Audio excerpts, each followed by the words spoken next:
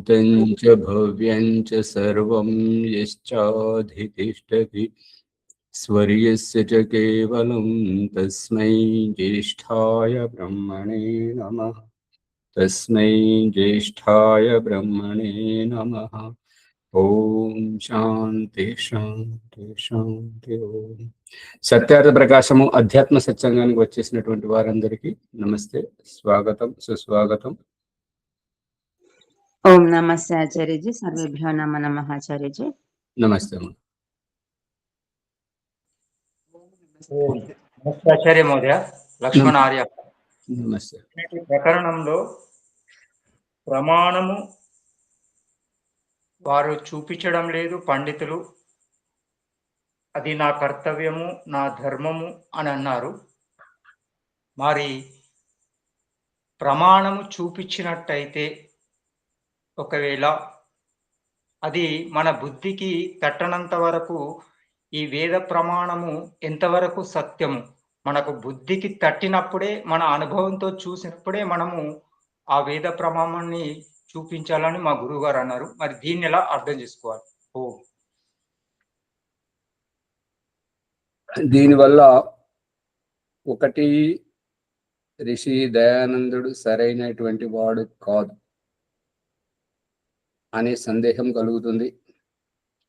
అంటే అతడు మన గురించి సరిగా ఆలోచించాడో లేదో, మనం కూడా ఇతర గురువులతో పాటు ఈ దయానందంతో కూడా మనం మళ్ళీ కొద్ది దూరం పోయిన తర్వాత మళ్ళీ మోసపోయి వెనక్కి రావాల్సి వస్తుందేమో అనేటువంటి అనుమానం ఉన్నట్లుగా ఈ సందేహం చెప్తుంది.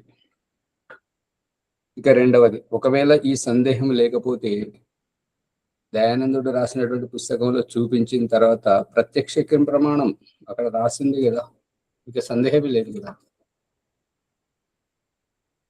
అర్థమవుతుందా లేదా? కానీ మనము బుద్ధిపూర్వకంగా, జ్ఞానపూర్వకంగా, అనుభవపూర్వకంగా తెలుసుకోనంత వరకు మనకు ప్రమాణం ఏ విధంగా ఉపయోగపడుతుంది? అదే నా సందేహం. అదే సమాధానం చెప్పిన తర్వాత మళ్ళీ ప్రశ్న అడుగుతున్నారంటే, ఇప్పుడు భగవంతుడు చూపిస్తున్న దృష్టాంతము తల్లిదండ్రుల కడుపున పిల్లల్ని పుట్టించడం ఒక ఉద్దేశం ఏంటి? గురువు దగ్గరికి శిష్యులను రప్పింపజేసేటువంటి ఉద్దేశం ఏంటి? గురువు దగ్గర శిష్యులకు ఏమి తెలియదు కాబట్టి ఆ పిచ్చి గీతలు గీసుకునేటువంటి స్థితి నుంచి ఓనమాలతోటి వాళ్ళు చదువుకునే యోగ్యత వరకు చదివించి సామాజిక బాధ్యతలను అప్పగింపజేసేటువంటి సామర్థ్యాన్ని గురువు ఇస్తున్నాడు. తల్లిదండ్రులు వారికి లోక జ్ఞానం, ఏమి తినాలో ఏమి తినకూడదు, ఎలా ఉండాలో ఎలా ఉండకూడదు అన్ని తల్లిదండ్రులు నేర్పిస్తున్నారు. కాబట్టి అక్కడ నేర్చుకోవాల్సింది. ఇక అక్కడ అనుమానం, సందేహం అక్కర్లేదు. నీకు అనుమానం, సందేహం కలుగుతుంది అంటే నీవు దయానంద సరస్వతిని పూర్తిగా గ్రహించలేదు అనేది అభివ్యక్తం అవుతుంది. దయానందుల్లో తప్పులు వెతికేటువంటి దయానందుని లోపల తప్పులు, వారు కూడా మనలాంటి మనిషే కదా అని చెప్పేసి అతన్ని మహర్షి, ఋషి అనేటువంటిది ఏది లెక్క చేయకుండా మీ బుద్ధితోటి ప్రయోగిస్తున్నారు అని అంటే వారిని లెక్క చేయట్లేదు అన్నట్టు. ఎప్పుడైతే ఋషి దయానందుని తూచా తప్పకుండా పాటించి బుద్ధిని వినియోగించి బుద్ధికి తట్టనంత వరకు, బుద్ధికి విపరీతంగా కనిపిస్తున్నంత వరకు అప్పుడు మన సొంత నిర్ణయాలు తీసుకోవాలి. ముందు దయానందుని పట్టుకోనే లేదు, దయానందుని తూచా తప్పకుండా అనుసరించనే లేదు. అప్పుడే సొంత బుద్ధిని ఉపయోగిస్తే, మన బుద్ధే సరిగా ఉంటే దయానందం ఎందుకు అవసరం? వేదం ఎందుకు అవసరం? మన ప్రారంధంతో ప్రభావితమైనటువంటి మనకు ఈ వేదము, ఈ వైదిక సంధ్యాగ్నహోత్రము, పౌరాణికము, మూర్తి పూజ, క్రిస్టియన్ల ప్రార్థన, ముస్లింల నమాజు, ఇవన్నీ ఎందుకు అవసరం?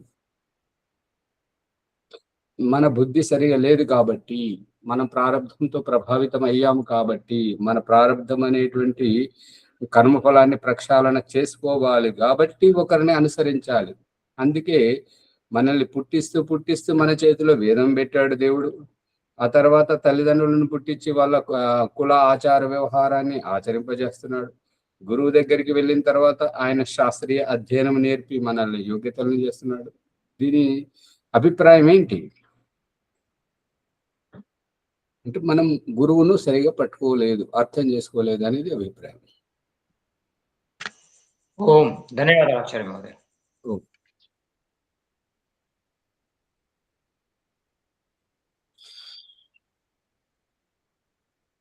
సరే, ఇప్పుడు సత్యార్థ ప్రకాశం మన ప్రకరణలోకి వెళితే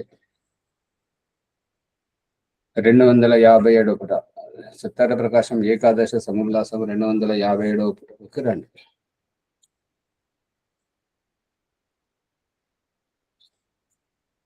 ఒకవేళ యోగి సంకల్పుడైనప్పుడు స్వయంగా పరమేశ్వరుని పొంది ముక్తి సుఖము అనుభవించును, అటులా స్వాధీనుడు స్వతంత్రుడునై ఉండును. లోకమున ఒకడు ప్రధానుడుగాను మరి ఒకడు అప్రధానుడుగాను ఉండునట్లు ముక్తినందు ఉండదు.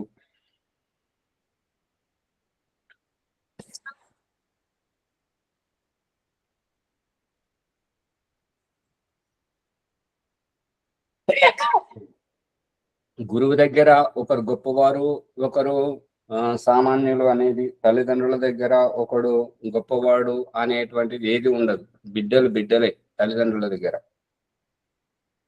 గురువు దగ్గర అందరూ శిష్యులే ఉంటుంటారు. అందరికీ ఒకే రకంగా బోధిస్తుంటాడు. వాళ్ళు గ్రహించే గ్రహణ శక్తిని బట్టి ఎవరు ఏమిటనేటువంటిది పరిణామం చూపిస్తుంటది. అంతేగాని ఈ ముక్తిలో కూడా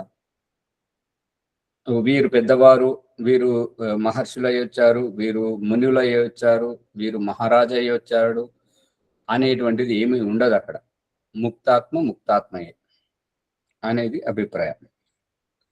ఎవరు అందరూ సమానులే. అక్కడ ఎల్ల ముక్త జీవులు ఒక్కటిగానే ఉందరు.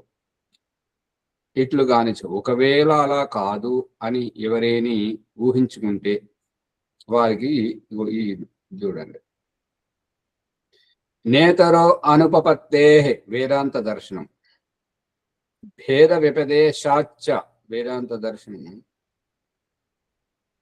1వ అధ్యాయం 1వ పాదం 17వ సూక్తం. వేషణ భేద వ్యపదేశాభ్యాం చ నేతరౌ వేదాంత దర్శనం 1వ అధ్యాయం 2వ పాదం 22వ సూత్రం.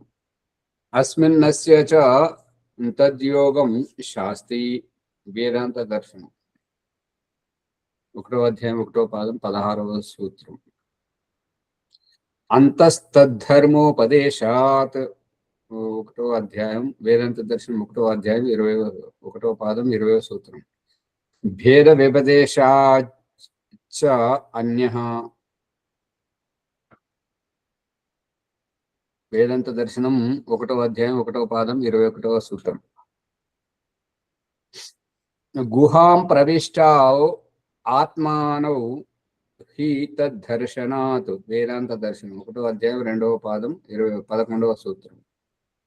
అనుపపత్తేస్తు నా శారీరః వేదాంత దర్శనం 1వ అధ్యాయం 2వ పాదం 3వ సూత్రం. అంతర్యామి అధి దేవాధిషు తద్ధర్మ వ్యపదేశాత్ వేదాంత దర్శనం 1వ అధ్యాయం 2వ పాదం 18వ సూత్రం. శారీరశ్చోభయే అపి హి భేదే నైనం అధీయతే వేదాంత దర్శనం 1వ అధ్యాయం 2వ పాదం 30వ సూత్రం. ఇవి వ్యాసముని కృత వేదాంత సూత్రములు. అర్థములు ఒక్కొక్క దానికి చెప్తున్నాడు చూడండి. బ్రహ్మము కంటే భిన్నుడైన జీవుడు సృష్టికర్త కాడు. సృష్టికర్త కాడు, కానీ సృష్టి చేపిస్తున్నాడు భగవంతుడు. చూడండి ఎట్లా చేపిస్తున్నాడు. ప్రకృతిని తీసుకొని, ప్రకృతిని ఆధారంగా తీసుకొని, ప్రకృతి మూల తత్వములు సత్వరజ తమసు వీటి సామ్యావస్థ ప్రకృతిని తీసుకొని భగవంతుడు అండపిండ బ్రహ్మాండాలను మన 84 లక్షల జీవరాశుల జన్మల శరీరాలను ఎట్లయితే తయారు చేశాడో అదే రకంగా జీవునితోటి ఒక విత్తనాన్ని తీసుకొని పత్తి పండించి దానితోటి దారము వడికి వస్త్రాలు నేయడం, ఒక భూమిలోని ధాతువుని తీసుకొని దాంతో పాత్రలు తయారు చేయడం, ఒక ధాన్యాన్ని విత్తనముగా నాటి పంట తీసి వివిధ అన్నములను పండించడం, ఈ రకంగా దేవుడు చేసింది జీవుడి చేత. ఏ రకంగా అయితే తండ్రి తన పిల్లల చేత చేయిస్తుంటాడు, అదే రకంగా దేవుడు జీవుడి చేత చేయిస్తున్నాడు అని నాకు కనపడింది అని చెప్పాను. ప్రభాకర్ గారు అర్థమవుతుందా లేదా? అవును, అర్థమవుతుంది అది. అందుకని బ్రహ్మాండ సృష్టికర్త జీవుడు కాకపోవచ్చు, కానీ ఈ పిండ సృష్టిలో తన అవసరాల నిమిత్తం ఇల్లు కట్టుకోవడం, బావి తవ్వుకోవడం, పెద్ద పెద్ద కర్మాగారాలను నిర్మించడం, అవసరమైనటువంటి పరికరాలను కనిపెట్టడం, చంద్రమండలానికి సౌరమండలానికి వెళ్ళి, భూగర్భంలోకి వెళ్ళి, సముద్ర అంతర్గర్భంలోకి వెళ్ళి వివిధ ఖనిజాలను కనిపెట్టి తీసుకోవడం, వినియోగించుకోవడం, వాటి యొక్క సృష్టికర్త, బల్బు యొక్క ఆవిష్కర్త, కంప్యూటర్ యొక్క ఆవిష్కర్త, సెల్ ఫోన్ యొక్క ఆవిష్కర్త, వీళ్ళంతా సృష్టికర్తలే కదా తయారు చేసి. అవును ఆచార్య, సృష్టికర్తలే. ఏలయనగా ఈ అల్పజ్ఞుడు అల్ప సామర్థ్యం గల జీవుని యందు సృష్టికర్తృత్వము ఘటిల్లదు, ఒప్పదు. కావున జీవుడు బ్రహ్మము కాదు. అంటే ఈ అండపిండ బ్రహ్మాండాలను, సూర్యచంద్ర నక్షత్ర గోళాలన్నింటినీ ఇవి సృష్టించలేడు. అంటే ఇప్పుడు ఈ రహస్యం ఎలా చూపిస్తున్నాడు అని అంటే, తల్లిదండ్రుల కడుపున పుట్టినటువంటి శిశువు సమర్థుడయ్యేంత వరకు పూర్తిగా తల్లిదండ్రులను ఆశ్రయించి ఉండజేయడం, విద్యావంతుడయ్యే వరకు గురువును ఆశ్రయించి ఉండజేయడం, ఆ తర్వాత తన సొంత వివేకంతో తాను పురుషార్థం చేసి తాను కావలసినటువంటి పరికరాలను కనిపెట్టుకోవడం. ఇది అంత కెమెరాలు బంద్ చేసుకొని ఊరికే కూర్చున్నారు. నిద్రపోతుంది తెలియదు, వింటున్నది తెలియదు. వింటున్నాం ఆచార్య. కావున జీవుడు బ్రహ్మము కాదు అనేది అభిప్రాయం. రసం హ్యేవాయం లబ్ధ్వా ఆనందో భవతి. తైత్రేయ ఉపనిషత్తు బ్రహ్మానందవల్లి 7వ అనువాకం. ఇది ఉపనిషత్ వచనం. జీవుడు బ్రహ్మము భిన్నములు. కారణమేమనా ఈ రెండింటి యందును భేదము ప్రతిపాదింపబడినది. అంటే దేవుడు దేవుడే, జీవుడు జీవుడే, దేవుడి సామర్థ్యం దేవుడిదే, జీవుడి సామర్థ్యం జీవుడిదే అనేటువంటి విషయాన్ని ప్రతిపాదించలేను. భేదము లేకున్నా ఆనంద స్వరూప బ్రహ్మమును పొంది జీవుడు ఆనంద స్వరూపుడగును. ఇట పొందబడువాడు బ్రహ్మము, పొందువాడు జీవుడని వేరుగా నిరూపణము తగదు. కావున జీవ బ్రహ్మలు ఒకటి కారు. అర్థమవుతుందా? అర్థమవుతుంది ఆచార్య గారు.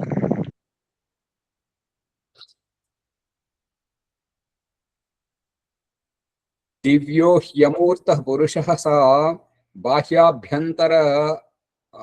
బాహ్యాభ్యంతరో హ్యోజ అప్రాణో హ్యమాన శుభ్రో అక్షరాత్ పరతః పర. ముండక ఉపనిషత్తు. దివ్యుడు, శుద్ధుడు, మూర్తిమత్వ రహితుడు, సర్వమున పూర్ణుడు, లోపల వెలుపల నిరంతరముగా వ్యాపించి ఉండువాడు, అజుడు, జన్మ మరణ శరీరాది ధారణ రహితుడు, శ్వాస ప్రశ్వాసములతో శరీర మనసులతోనూ సంబంధము లేనివాడు, ప్రకాశ స్వరూపుడు అను ఇవి అన్నియు పరమేశ్వరునకు విశేషణములు. దివ్యుడు అంటే భౌతిక రూపము లేనివాడు, భౌతికుడు కాదు. రూపముతో మాటలతో పట్టుబడేవాడు కాడు, కాబట్టి దివ్యుడు. శుద్ధుడు అని అంటే ఎటువంటి పక్షపాత వైఖరి లేదు కాబట్టి అపవిత్రత లేనటువంటి వాడు శుద్ధుడు. మూర్తిమత్వం, ఆకృతి రూపము దాల్చినటువంటి వాడు, సర్వమున పూర్ణుడు, ఇందుగలడందు లేడని సందేహము వలదు. ఎందెందు చూసినా అందందే తన స్వస్వరూపముతో మనకు ప్రత్యక్షమయ్యేటువంటి వాడు, అవుతున్నటువంటి వాడు, లోపల వెలుపల నిరంతరంగా వ్యాపించి ఉండువాడు. లోపల ఉన్నవాడే బయట ఉన్నాడు, బయట ఉన్నవాడే లోపల ఉన్నాడు అనేటువంటిది. ఒక దృష్టాంతం ఏంటంటే, నువ్వు ఒక అమ్మ దగ్గరికి వాళ్ళ మనవడు వచ్చాడు. మనవడు ప్రకృతి ప్రియుడు, ప్రియుడు. అమ్మ ఆధ్యాత్మికంలో మునిగి ఉంటుంది. ఒకరోజు అమ్మమ్మ దగ్గరికి వస్తే అమ్మమ్మ లోపల ధ్యానం చేసుకుంటూ కూర్చున్నది. ఇతడు ఇక బ్రహ్మముహూర్తంలో పడుకోనివ్వదన్నట్టుగా. వాళ్ళ ఇల్లు కాస్త సముద్రానికి పక్కన ఉందన్నట్టుగా. ఆ ఉదయిస్తున్న సూర్యుడు, పక్షుల కలవరములు, ఆ ఉషోదయం అదంతా చూసి ఆ మనవడు ఎంతో మురిసిపోతున్నాడు, తబ్బిబ్బవుతున్నాడు. అయితే అమ్మమ్మ లోపల ఏం చేస్తున్నావు, ఇటు బయటకు వచ్చి చూడవు ఒకసారి అని చెప్పేసి మనవడు అమ్మమ్మను పిలుస్తున్నాడు. ఒరే మనవడా, నేను బయట చూసే అలసిపోయాను రా, కాస్త లోపలికి వచ్చి చూడరా. ఇక్కడ దొరికేటువంటి అక్కడ దొరకదురా, అక్కడ దొరికేదంతా ఆగమైపోతుందిరా, నువ్వు లోపలికి రారా. లోపలేంటి బయట ఏంటి? కన్నులకు కనపడేటువంటి బయటి ప్రపంచాన్ని, భౌతిక ప్రపంచాన్ని, నాశనమయ్యేటువంటి ప్రపంచాన్ని మనవడు అమ్మమ్మకు చూపించాలనుకున్నాడు. అమ్మమ్మ హృదయ అంతఃకరణంలో ఆ పరమాత్మ సాక్షాత్కారాన్ని, ఆత్మ సాక్షాత్కారాన్ని చవి చూసి అది మనవడికి చెప్పాలనుకుంటున్నాడు. ఇది ఇక్కడ ఉన్నటువంటి రహస్యం. కళ్ళు తెరిస్తే భౌతిక ప్రపంచం, కళ్ళు మూసుకుంటే ఆధ్యాత్మిక ప్రపంచం. ఇది ఇక్కడ చెప్పబడుతున్నట్టు అంతరార్థం.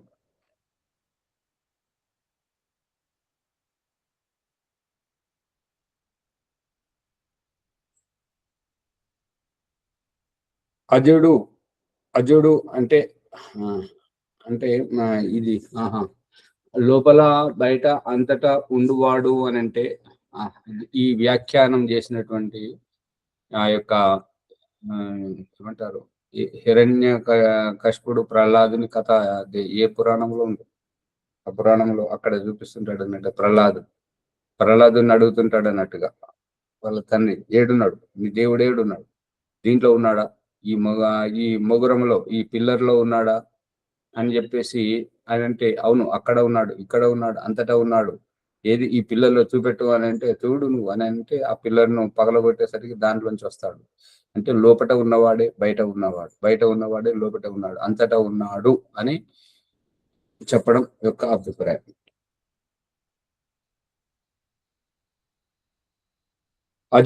అజుడు అంటే జన్మ ఎత్తనటువంటి వాడు, అజగతి క్షేపణయోహో, గతి చేయలేనటువంటి వాడు. గతి ఎవరు చేస్తుంటారు అంటే, ఉన్న చోటు నుంచి లేని చోటికి గతి చేసేవారు. మరి ఆ లోపల అతను ఉన్నాడు, బయట అతనే ఉన్నాడు, అంతటా అతనే నిండి ఉన్నప్పుడు అతడికి గతి చేయాల్సినటువంటి అవసరం ఏముంది? అందుకే ఈ రహస్యాన్ని వారు రుక్మిణి శ్రీకృష్ణుల మధ్యన, యశోద శ్రీకృష్ణుల మధ్యన చూపించినటువంటిది ఏంటంటే, ఇక్కడ ఉన్నాడని ఇక్కడికి వస్తే మళ్ళీ అక్కడ కనబడతాడు, అక్కడికి వెళ్ళొచ్చి ఇక్కడ కనబడతాడు. ఈ ఆట యశోద శ్రీకృష్ణుల మధ్యలే కదా, గోకులంలో జరిగినటువంటి. ఏది తెలియదు, ఎటువంటి వాళ్ళను అంటగట్టావు దేవుడా వీళ్ళంతా.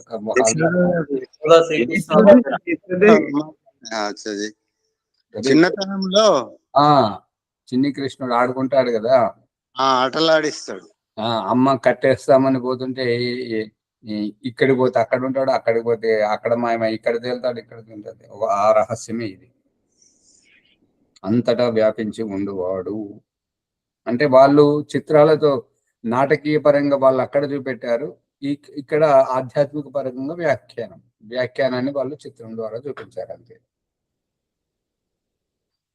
వీళ్ళకు ఈ వ్యాఖ్యానం చదివే వారికి అది నచ్చదు, ఆ చిత్రాలతో నటన చూసే వారికి ఆధ్యాత్మం అర్థం కాదు. ఇగో ఈ రకంగా వేరు వేరే ఉన్నారు. పట్టుకుంటున్నారా పుష్పమ్మ గారు? అది వాళ్ళ భాష. కానీ ఆచార్య గారు వాళ్ళు ఆ విధంగా అర్థం చేసుకున్నారు, వీళ్ళు ఈ విధంగా అర్థం చేసుకున్నారు. ఎవరు ఏ స్థాయిలో అర్థం చేసుకున్నా కానీ వారు ముందుకెళ్తున్నారు కదా ఆచార్య గారు. అట్లా చిత్రకారుల భాష అలా ఆ, వేరు. అది కళాకారుడు. చిత్రకారుల భాష అది. ఇది వ్యాఖ్యానం భాష, పుస్తకం అక్షర రూపం. ఇప్పుడు ఓం ప్రకాష్ ఇంకొక కొత్త రహస్యం చెప్పాడు, మీరు పట్టుకున్నారో లేదో. ఏంటంటే ఈ అజ్ఞానం అనేటువంటిది సృష్టి ఆరంభం నుంచి ఉంది, సృష్టి అంతం వరకు ఉంటుంటది. జీవుడున్న చోట అజ్ఞానం ఉంటుంటదని చర్చ జరుగుతూ ఉంది ఇదంతా.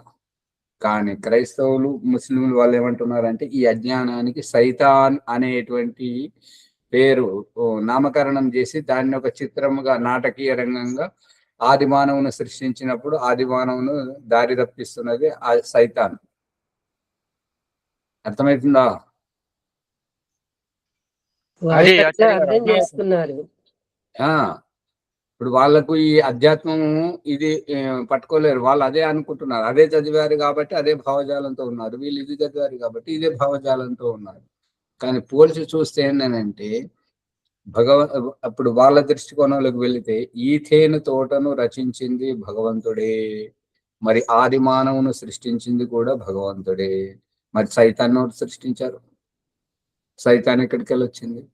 సైతాన్ ఎందుకు పుట్టింది? మరి సైతాన్ పుడితే ఇప్పుడు మనం వ్యవసాయదారుడు పంట వేస్తే చీడ పురుగు రాగానే దానికి పిచికారీ చేసి ఆ చీడ పురుగును నాశనం చేస్తుంటాడు కదా, పంటను రక్షించుకుంటాడు కదా. ఇప్పుడు చిన్నపిల్లల దగ్గరికి భగవంతుడు కూడా చూపిస్తున్నాడు కదా, ఏదైనా పాము వచ్చినా తేలు వచ్చినా ఈ పిల్లవాడే పోయి నీటిలో పడబోతున్న తల్లిదండ్రులు కంట కనిపెట్టి కాపాడుతుంటారు కదా. మరి దేవుడు ఎందుకు కనిపెట్టలేదు, కాపాడలేదు? ఆ సైతాన్ తోటి ఆది మానవుని కాపాడొచ్చు కదా, మరి సైతాన్ను చంపేయొచ్చు కదా. అంటే అది కాదు, ఆ సైతాను లేకపోతే ఆటే లేదు, అది గుర్తుపెట్టుకోండి. అర్థమవుతుందా లేదా? ఊరికే కూర్చుంటుంటారు. అర్థమవుతుంది ఆచార్య. బుద్ధిని ప్రయోగించి వ్యవసాయదారుడు తాను కలుపు మొక్కను తీసేసినట్టు ఎవరికి వాళ్ళు తీసేసుకోవాలి అనేటువంటి అభిప్రాయం. ఇప్పుడు అది గుర్తించలేదు. అమ్మగారు తోట వేసింది ఎవరు? తోట వేసింది కూడా భగవంతుడే కదా. భగవంతుడే. మరి అందులో ఆది మానవును పుట్టించింది ఎవరు? భగవంతుడే కదా. భగవంతుడు ఏం చేస్తాడంటే ఈ తోటలో ఉన్నటువంటి ఏ చెట్టు పండునైనా నువ్వు తిను, కానీ ఫలానా చెట్టు దగ్గరికి వెళ్ళకు, ఆ చెట్టు పండు తినకు. ఇదేంటి? ఆ మొక్కని పీకేస్తే అయిపోద్ది కదా. ఆ మొక్కని వీళ్ళు గ్రహించి ఎందుకు అనేటటువంటి ఆలోచన చేయాలి. అమ్మగారు మీరు ఇంకెక్కడికో పోతున్నారు. ఇప్పుడు ఏంటంటే విలన్ లేకపోతే కథనాయకుడు ఎక్కడుంటాడు? హీరో ఎక్కడుంటాడు? రావణుడు లేకపోతే రాముడు ఎక్కడున్నాడు? కంసుడు లేకపోతే శ్రీకృష్ణుడు ఎక్కడున్నాడు?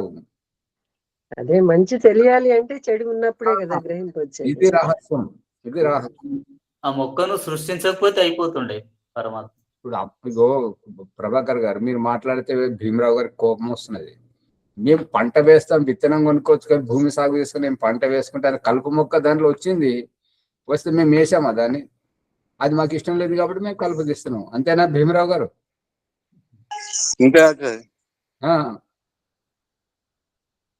అట్లా ఏంటంటే వచ్చింది అనుకోండి, అతను వేయలేదు, వచ్చింది కానీ తీయచ్చు కదా. అది ఆ కలుపు మొక్కనే ఆట కదా. ఇప్పుడు ఈ అజ్ఞానము అనేటువంటిది తప్పనిసరిగా ఉండాల్సిందే. మరియు వాళ్ళ దాంట్లో సైతాను అనేటువంటిది ఉండాల్సిందే. సైతాను లేకపోతే క్రైస్తవ మతం లేదు, ముస్లిం మతం లేదు, అది గుర్తుపెట్టుకోండి. అజ్ఞానం లేకపోతే ఈ వేదం లేదు, మనకు జన్మలు లేవు, ఏ మతం లేదు, ఇదేది లేదు.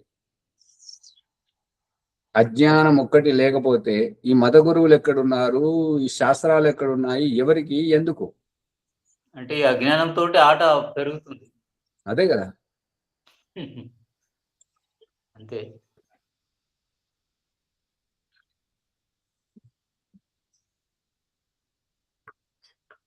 విచక్షణ, మంచి చెడు అనేటటువంటిది అజ్ఞానంతో ఉన్నప్పుడే దాన్ని దాటినప్పుడు ఇది మంచి అనేటటువంటిది. రెండు లేకపోతే ఒకటేగా ఆచార్య. చెడు ఉన్నప్పుడే మంచి విలువ, విషయం కూడా అర్థమైంది. ఉన్నప్పుడు మంచి విలువ పెరుగుతుంది. ప్రతిదీ రెండు రెండు పెట్టాడు చూడండి. అసంతృప్తి, ఆకలి పెట్టాడు, తిన్న తర్వాత తృప్తి పెట్టాడు. రెండు ఒకటెనుక ఒకటి.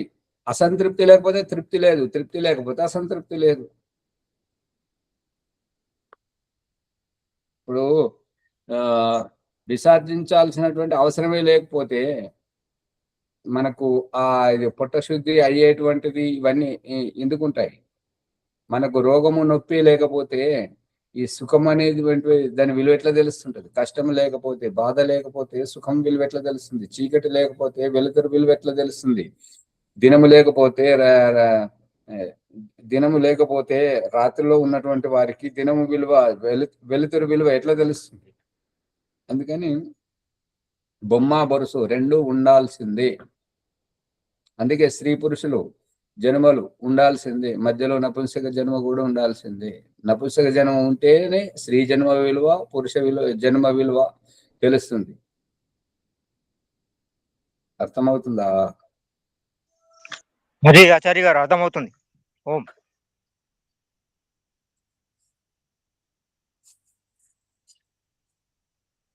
మిగతా వారందరికీ నిద్ర వస్తుందా?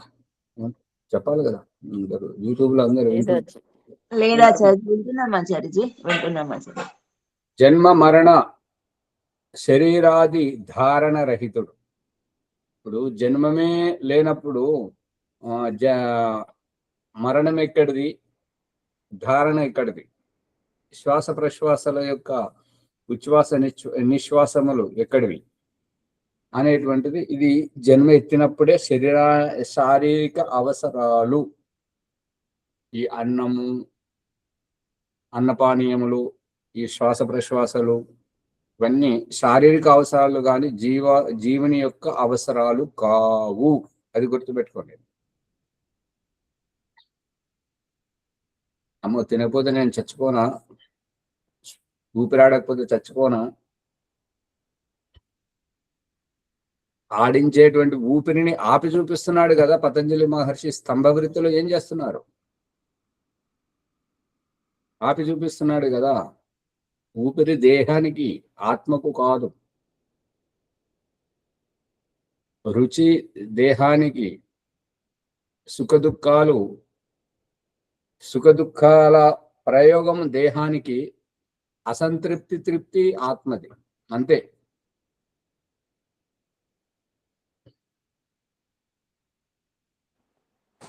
కానీ ఆచార్య గారు ఆ సుఖ దుఃఖాలు లేకపోతే మరి నేను ముందుకు సాగలేను కదా ఆచార్య గారు.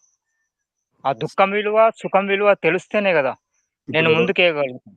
ఎడమ కుడి చేతుల యొక్క అభిప్రాయం ఏంటి? రెండు కాళ్ళు, వెనుకో కాలు ముంగటో కాలు పెట్టి నడిపిస్తున్నటువంటి ఉద్దేశం ఏంటి? అదే.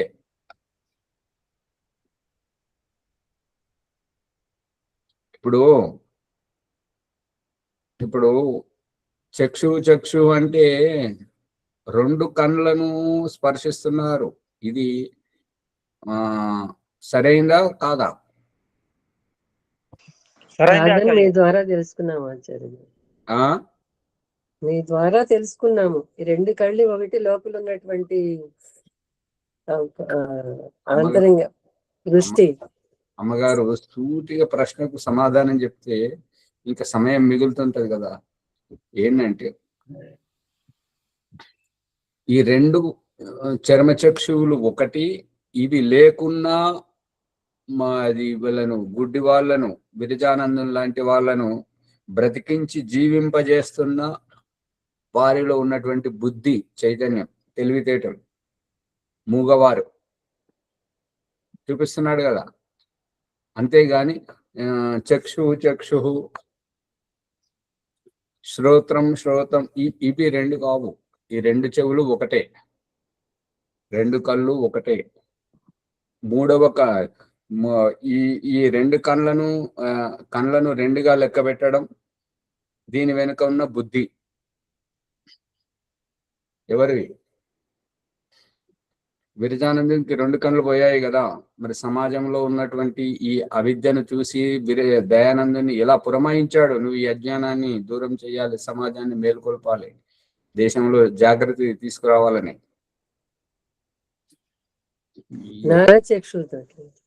ఆ జ్ఞానచక్షు, అందుకే వారికి ప్రజ్ఞాచక్షు అని పేరు. ప్రజ్ఞ, బుద్ధి.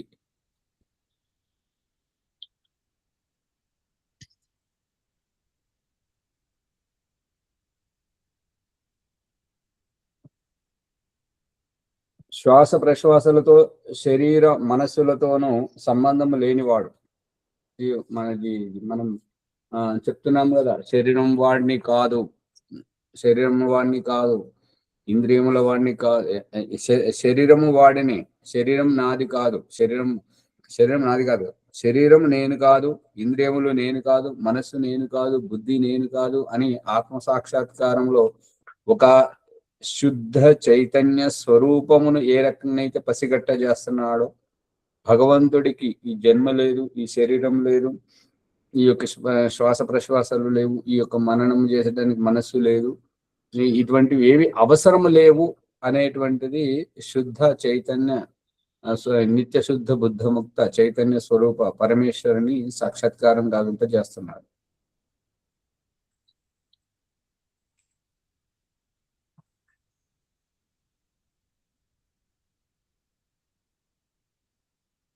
ప్రకాశ స్వరూపుడు అను,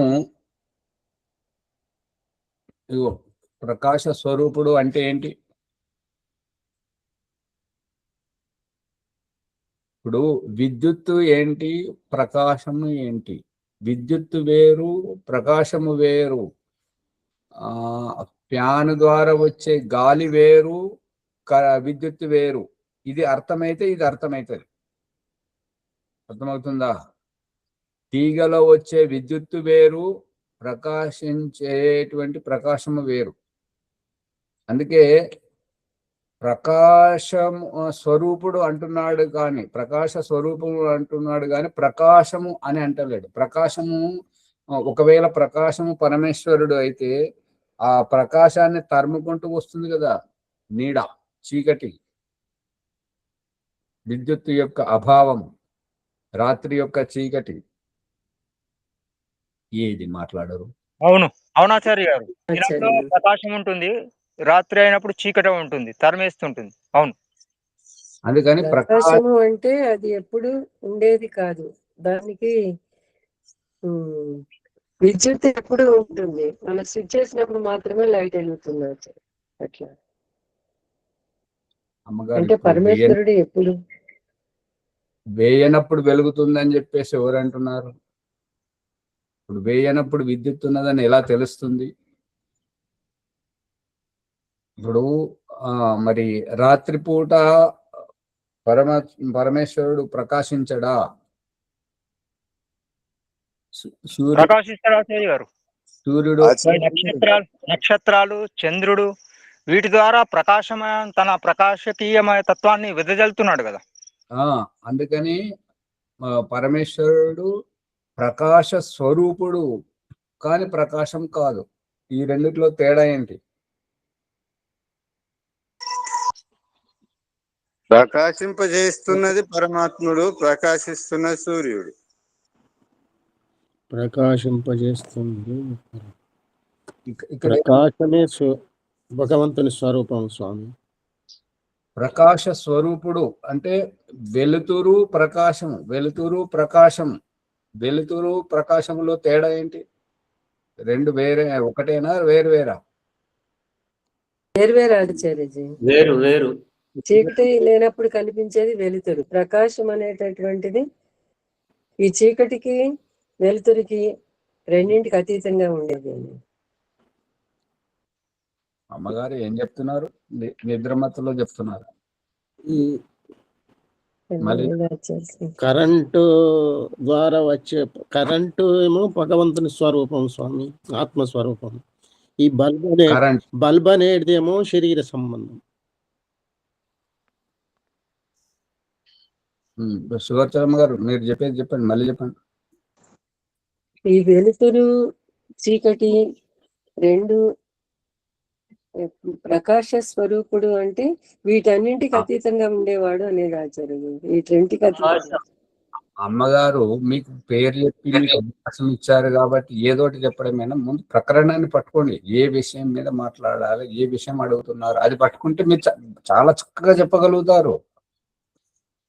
ప్రకాశం కల్పము చేసేవాడు అనేది ఆచార్య ప్రకాశ స్వరూపుడు అంటే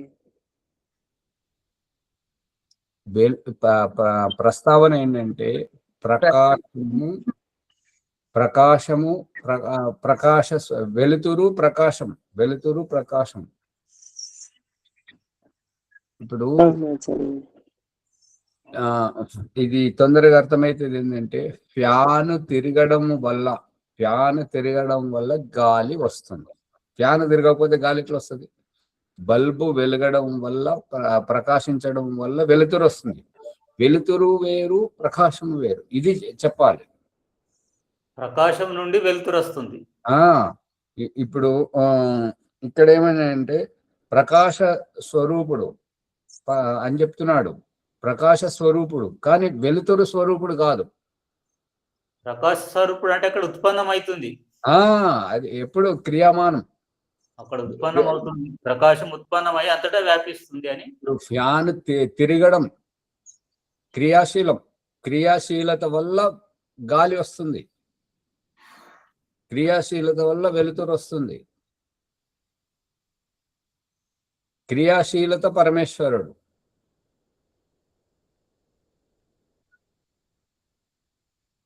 అవునా? ఇంకెవరు? కానీ దానికి రాజమ్మ గారు పదంతో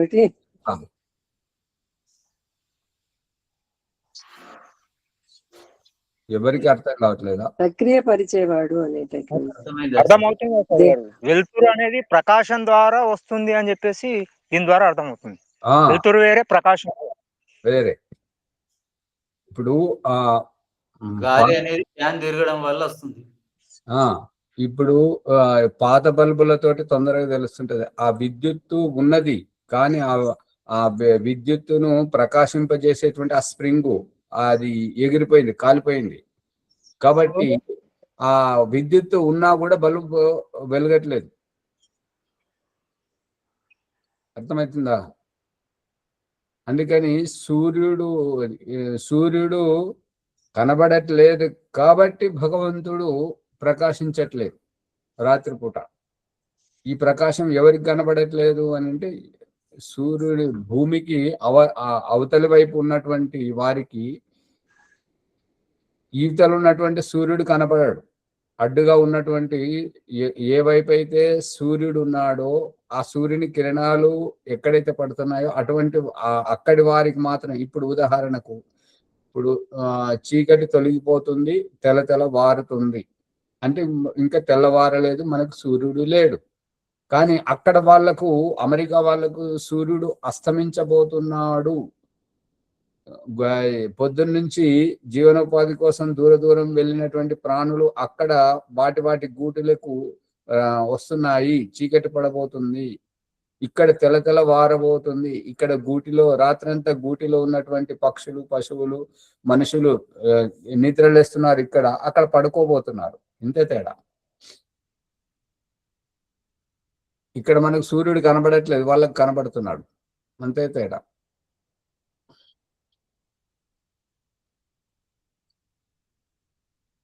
రాజమణమ్మ గారు విషయం అర్థమవుతలేదా? ఆచార్జీ నమస్తే. ఇప్పుడు సూర్యుడికి, వెలుగుకి, బలుబుకి, ఫ్యాన్కి ఎలా సంబంధం ఉందో ఈ జీవాత్మకి సంబంధం చెప్తున్నారు మీరు ఆచార్జీ. అంటే శ్వాసతో నడుస్తుంది కదా, దాని గురించే కదా వచ్చింది ఇక్కడ. అంటే ఇప్పుడు పరమాత్మని శ్వాస తీసుకోమంటున్నారా మీరు? పరమాత్మ జీవాత్మకి ఇక్కడ పరమాత్మ చర్చ జరుగుతుంది అమ్మగారు. మీరు జీవాత్మ దగ్గరికి పోయారు. మీరు చెప్తున్నప్పుడు వేరే వాళ్ళతో మాట్లాడుతున్నారు కదా, అందుకని కొద్దిగా ప్రకరణాన్ని ఇక్కడ చూడండి, వినండి, అప్పుడు ఇక్కడ ఒకటి, ఎవరి వల్లనైతే ఎవరి ప్రకాశం వల్ల ప్రతి వస్తువు మనకు కనిపిస్తుందో అతడు చీకటిలో కూడా, భూగర్భంలో కూడా, సముద్ర అంతర్గర్భంలో కూడా, శరీరాల లోపల కూడా అది ప్రకాశింపజేసేవాడు పరమేశ్వరుడు, ప్రకాశ స్వరూపుడు. మిగతా వారికి అర్థమైతే లేదు. అర్థం కాకపోతే ప్రశ్నించండి, ప్రశ్నిస్తే ఇంకా స్పష్టీకరణ వస్తుంది కదా. అర్థమవుతుంది.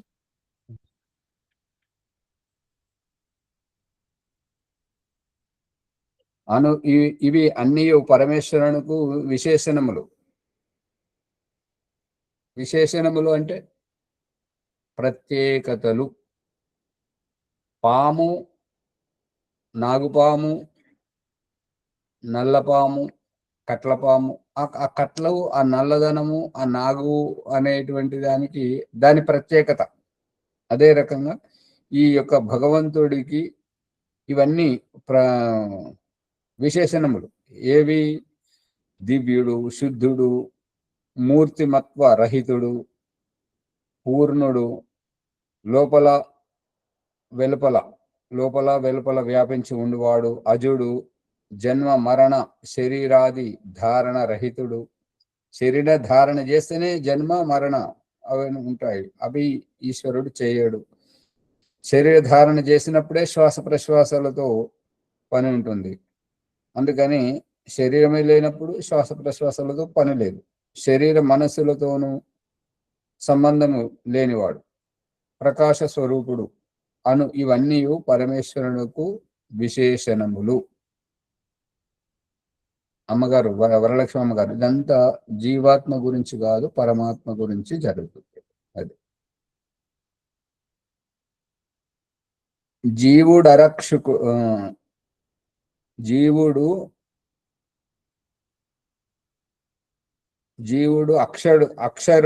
అక్షరుడు అంటే క్షరము కాని వాడు, నాశరహితుడు. ఇప్పుడు జీవుడు నాశరహితుడైతే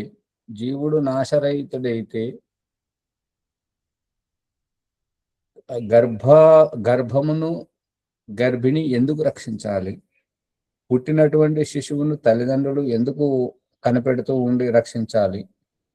గురువులు చేరిన శిష్యుని అజ్ఞానం నుంచి విజ్ఞానం వైపుకు ఎందుకు తీసుకురావాలి? నాశరహితుడు కదా. ఏది మాట్లాడకపోతే భేతాల కథలలాగా మరి మీరు చదువుకున్నది విన్నది కూడా ప్రతిఫలించదు. అర్థమవుతుందా?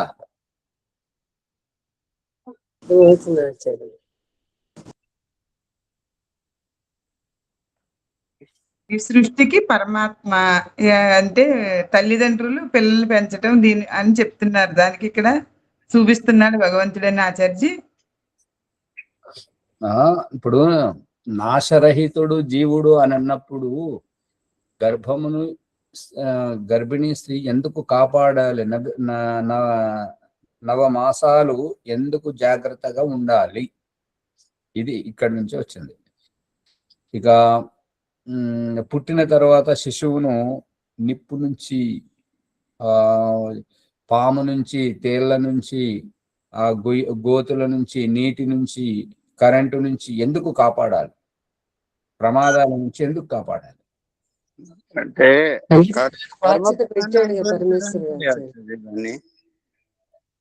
ఒకరి తర్వాత ఒకరు. భీమరావు గారు చెప్పండి.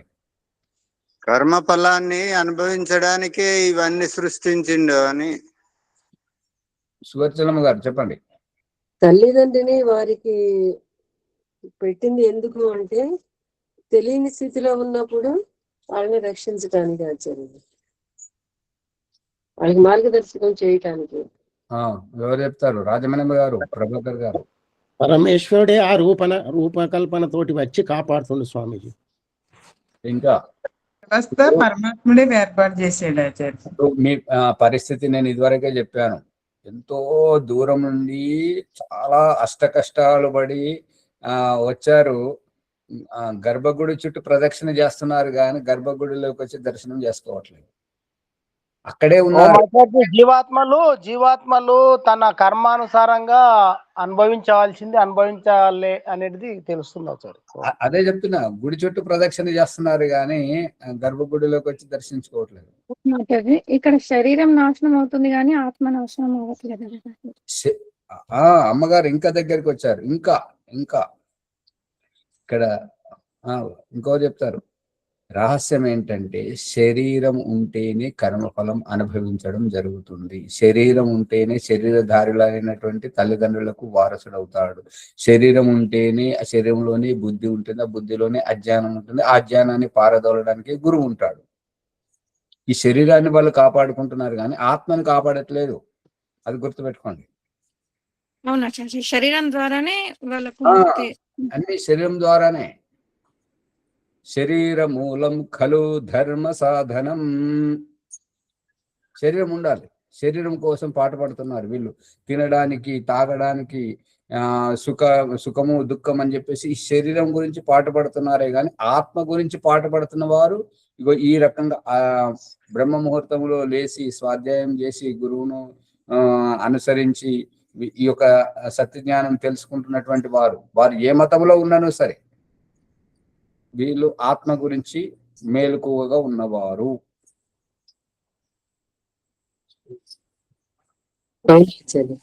శారీరక సుఖాన్ని విడిచిపెట్టి ఆత్మ జ్ఞానము వెంట పరమాత్మ జ్ఞానాన్ని పట్టుకోవడానికి ప్రయత్నిస్తున్నటువంటి వాళ్ళు ఈ రకం పురుషార్థం చేస్తున్నటువంటి వాళ్ళు అనబడతారు.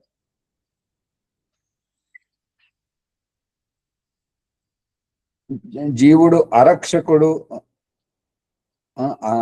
జీవుడు అక్షరుడు, నాశరహితుడు, ప్రకృతి కంటే సూక్ష్ముడు, ఇట్టి జీవుని కంటెను పరమేశ్వరుడు పరుడు అంటే సూక్ష్ముడు, ఇట్లు జీవుని కంటెను ప్రకృతి కంటెను భిన్నముగా వర్ణింపబడుట వలన బ్రహ్మ జీవుని కంటే భిన్నుడు. అంటే భిన్నుడు అంటే వేరు వేరు.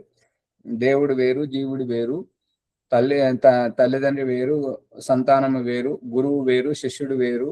ఈ రకంగా జీవుని స్థానం జీవునిదే, దేవుని స్థానం దేవునిదే.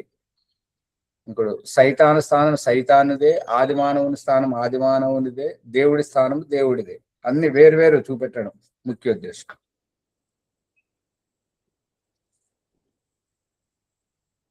జీవుడు దేవుడు సనాతన తత్వాలు అనేటటువంటి. అదే. సమయం అతీతం అవుతుంది. ప్రభాకర్ గారు వారు లేనట్టున్నారు. సుష్మా గారు ముందుకు తీసుకెళ్ళండి. ఎవరో ఒక. ఓం సర్వేభ్యో నమస్తే. సత్యార్థ ప్రకాశం ఏకాదశ సముల్లాసము నుండి ఈరోజు ఎపిసోడ్ ద్వారా ఈ వ్యాసమునికృత వేదాంత సూత్రములు నేర్చుకుంటున్నాం. ఆ తర్వాత దీంట్లో జీవుడు బ్రహ్మము ఒకటి కాదు, వేరు. జీవుని లక్షణాలు వేరు, బ్రహ్మం లక్షణాలు వేరు అనే విషయాన్ని మనము ఈ లక్షణాలను విశేషణాలు తెలుసుకుంటున్నాం. జీవుని లక్షణాలు ఏమిటి అని, బ్రహ్మం లక్షణాలు ఏమిటి అని ఒక్కొక్కటి అనేక విషయాలు ఎపిసోడ్లో తెలుసుకున్నాం. పరమాత్మ ప్రకాశ స్వరూపుడు. జీవులమైన మనమంతా అతని ప్రకాశంలో జీవిస్తున్నాం అనే విషయాలు మనము ఈ ఎపిసోడ్ ద్వారా ఇంకెన్నో కొత్త విషయాలు నేర్చుకున్నాం. కాబట్టి ఈ ఎపిసోడ్ను లైక్ చేద్దాం, షేర్ చేద్దాం, సబ్స్క్రైబ్ చేసి గంట సింబల్ నొక్కి అందరికీ ఈ జ్ఞానాన్ని అందించాలని మనవి.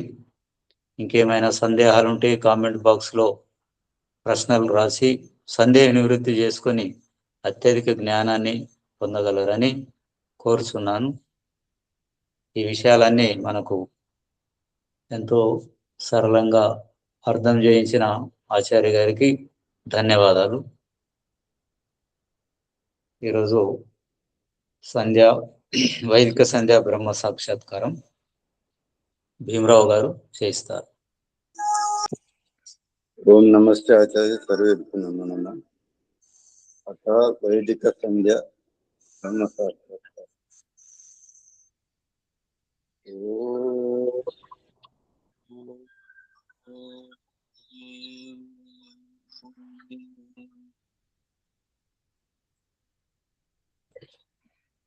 ఓం అమృతోపస్తరణం శ్రీ స్వాహా. ఓం అమృతాభిధానం శ్రీ స్వాహా. ఓం సత్యం యశః శ్రీర్మే శ్రీతాం స్వాహా. ఓం శృణ్వో దేవీరభిష్టయ ఆపో భవంతు పీతే శ్రేయోరభిస్రవంతు నః. ఇంద్రియ స్పర్శ. ఓం వాక్వాక్, ఓం ప్రాణః ప్రాణః, ఓం చక్షుః చక్షుః, ఓం శ్రోత్రం శ్రోత్రం, ఓం నాభిః, ఓం హృదయం, ఓం కంఠః, ఓం శిరః, ఓం బాహుభ్యాం యశోబలం, ఓం కరతలకరపృష్ఠే.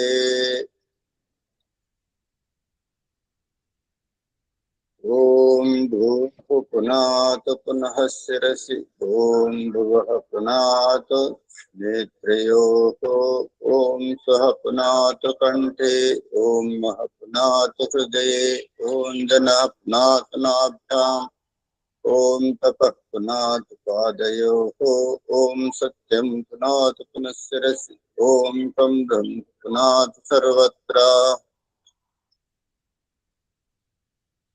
ఓం భూః, ఓం భువః, ఓం స్వః, ఓం మః, ఓం జనః, ఓం తపః, ఓం సత్యం.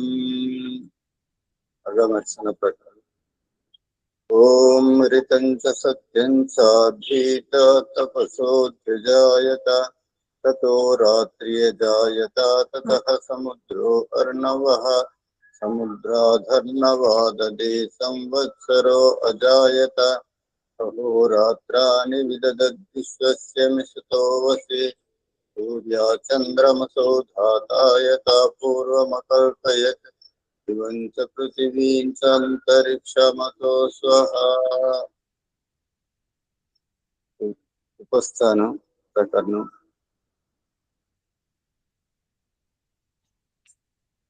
కాదు, ఉపస్థానం.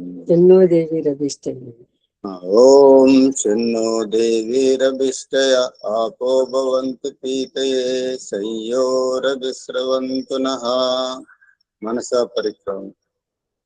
ఓం ప్రాచీదిగగ్నిరధిపతిరిష్టో రక్షితాదిత్య ఇషవః, తేభ్యో నమోధిపతిభ్యో నమో రక్షితృభ్యో నమైషుభ్యో నమయేభ్యో అస్తు. యోస్మాన్ ద్వేష్టియం వయం దిస్వస్సంగోధిందే దద్మః. దక్షిణాదిగింద్రోధిపతిశ్చిరచిరాజీ రక్షితా పితర ఇషవః, తేభ్యో నమోధిపతిభ్యో నమో రక్షితృభ్యో నమైషుభ్యో నమేభ్యో అస్తు. యోస్మాన్ ద్వేష్టియం వయం దిస్వస్సంగోధిందే దద్మః.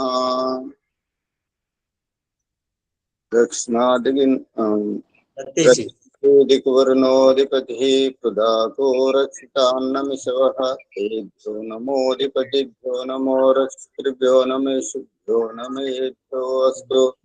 యోస్మాన్ ద్వేష్టియం వయం దిస్వస్సంగోధిందే దద్మః. ఉదీచి దిక్సోమోధిపతిః స్వజో రక్షితా శనిరిషవః, తేభ్యో నమోధిపతిభ్యో నమో రక్షితృభ్యో నమైషుభ్యో నమయేభ్యో అస్తు. యోస్మాన్ ద్వేష్టియం వయం దిస్వస్సంగోధిందే దద్మః.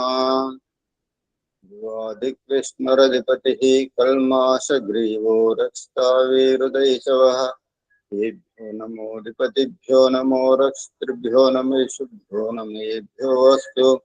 యోస్మాన్ ద్వేష్టియం వయం దిస్వస్సంగోధిందే దద్మః. ఊర్ధ్వాదిబృహస్పతిరధిపతిః క్షిప్రో రక్షితా వర్షమిషవః, తేభ్యో నమోధిపతిభ్యో నమో రక్షితృభ్యో నమైషుభ్యో నమయేభ్యో అస్తు. యోస్మాన్ ద్వేష్టియం వయం దిస్వస్సంగోధిందే దద్మః. ప్రస్థాన ప్రకరణం. జాతవేదసే సునవామ సోమమరాతీయతో నిదహాతి వేదః, సనః పరిషదతి దుర్గాని విశ్వా నావేవ సింధూన్ దురితత్యాగ్నిః. चित्रं देवानामुदगादनीकं चक्षुर्मित्रस्य वरुणस्याग्नेः आप्राध्या वा पृथिवी अन्तरिक्षम् उदुत्यं जातवेदसं देवं वहन्ति केतवः विश्वे विश्वाय सूर्यम् उद्वयं तमसस्परिस्त्वः पश्यन्त उत्तरं देवं देवत्रा सूर्यमगन्मज्योतिरुत्तमम्। ॐ तच्चक्षुर्देवहितं पुरस्तात् शुक्रमुच्चरत् पश्येम शरदः शतं जीवेम शरदः शतं शृणुयाम शरदः शतं प्रभवाम शरदः शतं अदीनाः श्याम शरदः शतं भूयच्छ शरदः शतात्। ॐ शन्नो देवीरभिष्टया आपो भवन्तु पीतये शय्योरभिस्रवन्तु नः। ॐ भूर्भुवः स्वः तत्सवितुर्वरेण्यं भर्गो देवस्य धीमहि धियो यो नः प्रचोदयात्। రక్షక పరమేశ్వర ప్రాణాధారుడవు ఉపనాశకుడవు స్వయం సుఖ స్వరూపుడవు అయినా నిన్ను నిత్యము ఉపాసిస్తాము ధ్యానిస్తాము. మా యొక్క బుద్ధులను వికసింపజేసి సత్కర్మల యందు ప్రేరేపించు సమర్పణ భావం. హే ఈశ్వర దయానితే భవత్కృపయానేన జపోపాసనాది కర్మణ ధర్మ అర్థ కామ మోక్షానాం సద్యః సిద్ధిర్భవేన.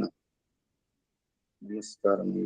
ఓం నమః శంభవాయ చ మయో భవాయ చ నమః శంకరాయ చ మహేశ్వరాయ చ నమః శివాయ చ శివతరాయ చ. ఆచమన. ఓం శన్నో దేవీరభిష్టయ ఆపో భవంతు పీతయే శయ్యోరభిస్రవంతు నః.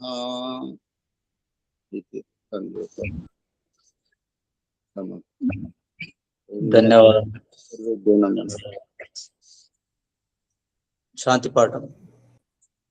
ఓం ద్యౌ శాంతి అంతరిక్షం శాంతి పృథివీ శాంతి ఆపశాంతి ఓషధయ శాంతి వనస్పతి శాంతి విశ్వే దేవా శాంతి బ్రహ్మ శాంతి సర్వం శాంతి శాంతిరేవ శాంతి సామా శాంతిరేధి.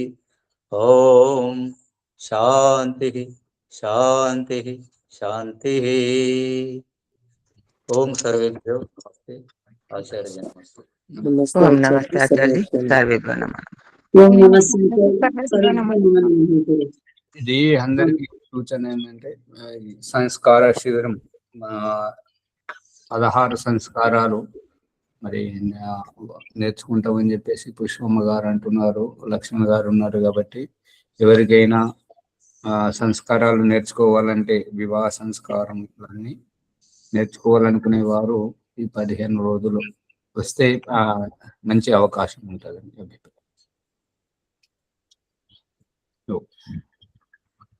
ఎప్పటి నుంచి అనేది ఇంకా నిర్ణయించలేదు ఆచార్జీ. అదే గురువారం నుండి.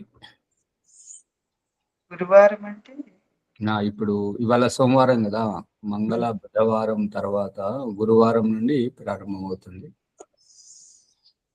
అవకాశం ఉన్న వాళ్ళు రండి. సరే ఆచార్య. ఓం ఆచార్య నమస్తే. సర్వేభ్యో నమః.